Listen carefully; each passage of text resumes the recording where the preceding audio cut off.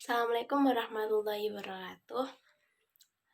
Perkenalkan, kami dari kelompok 1 akan menyampaikan materi tentang karakteristik keberagaman anak dan implikasinya dalam pembelajaran. Izinkan saya memperkenalkan nama anggota saya. Yang pertama, saya sendiri Rizkuna Saputri, Farah Fadilah, Anis Widya Astuti, Fariska Nurul Ulumiyah, dan Diana Pramaswati. Perkenalkan, nama saya Rizkuna Saputri dari kelompok 1 akan menyampaikan materi tentang karakteristik keberagaman anak dan implikasinya dalam pembelajaran. Nah, pertama-tama kita harus tahu dulu nih, apa sih keberagaman itu? Jadi, keberagaman itu adalah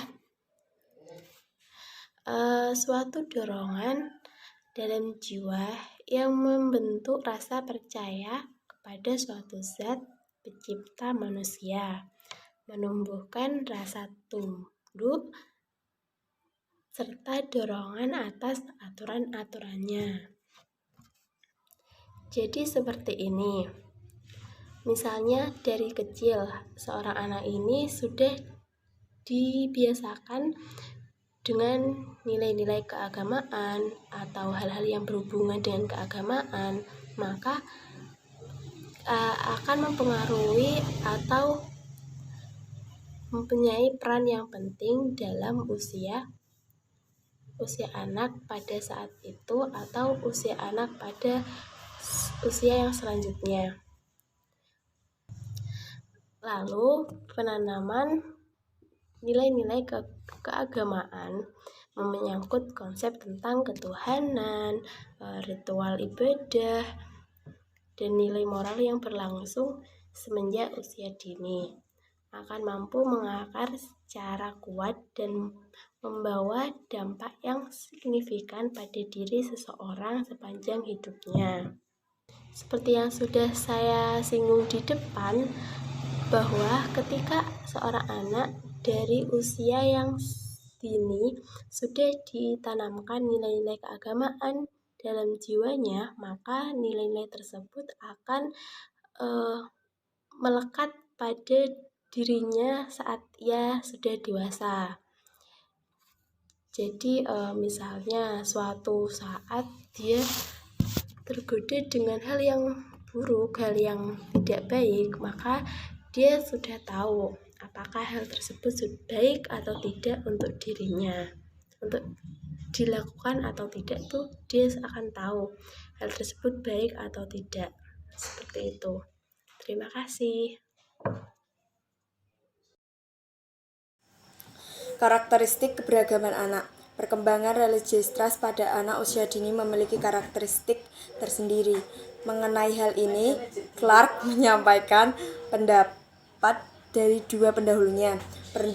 Pertama, pendapat dari Hams tentang fase perkembangan konsep Tuhan pada anak, yaitu terdiri dari 3 fase, yaitu fairy tale stage, realistic stage, dan individual stage.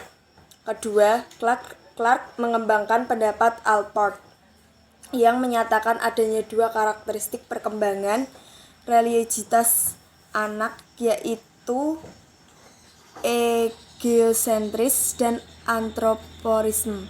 Clark menyampaikan 8 karakteristik, yaitu ideas acceptance, authority, unreflexity, egocentry, anthropomorphic, verbalist, and ritualistic, imitative, spontaneous, in some respect, wandering.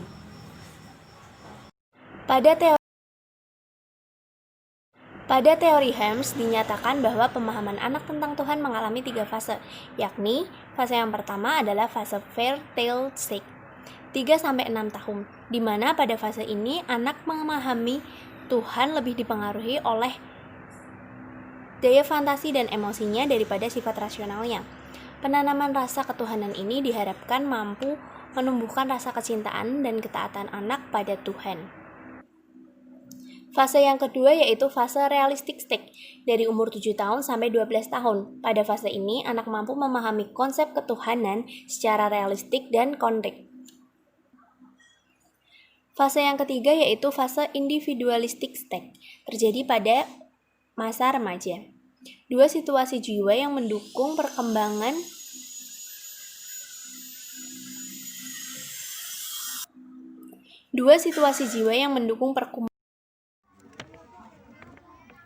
Adapun rumusan Kraft tentang 8 karakteristik religiositas. A. Ideas, accept and authority. Semua pengetahuan yang dimiliki anak adalah datang dari luar dirinya, terutama orang tuanya. B. Unreflective adalah di mana anak menerima konsep keagamaan berdasarkan otoritas. C. Egocentric, di mana anak melihat lingkungannya dengan berpusat pada kepentingan dirinya. D. Anthropomorphic, sifat anak yang mengkaitkan keadaan sesuatu yang abstrak dengan manusia. E. Verbalist and ritualistic, perilaku keagamaan pada anak yang masih bersifat lahiriah, verbal, dan ritual tanpa keinginan untuk memahami maknanya. F. Imitatif, di mana anak meniru apa yang terserap dari lingkungannya. G. Spontan and some respect, muncul perhatian secara spontan terhadap masalah keagamaan yang bersifat abstrak.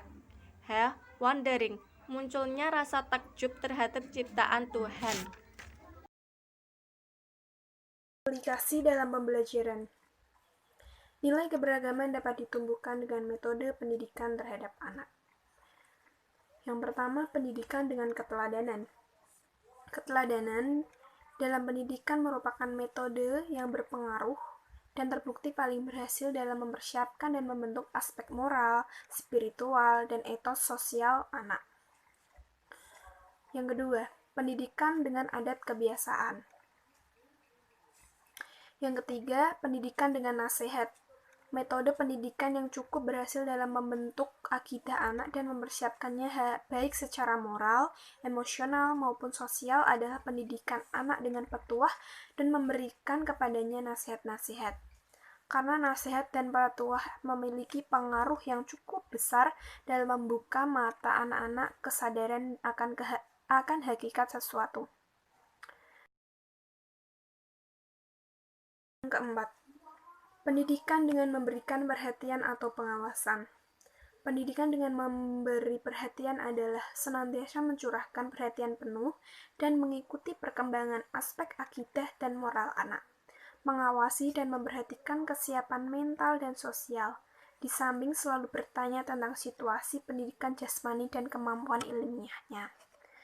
Yang kelima, pendidikan dengan memberikan hukuman. Di dalam agama saya, agama Islam, metode yang dipakai Islam dalam upaya memberikan hukuman kepada anak memperhatikan yang pertama, lemah lembut atau kasih sayang adalah dasar pembenahan anak. Yang kedua, menjaga tabiat anak yang salah dalam menggunakan hukuman.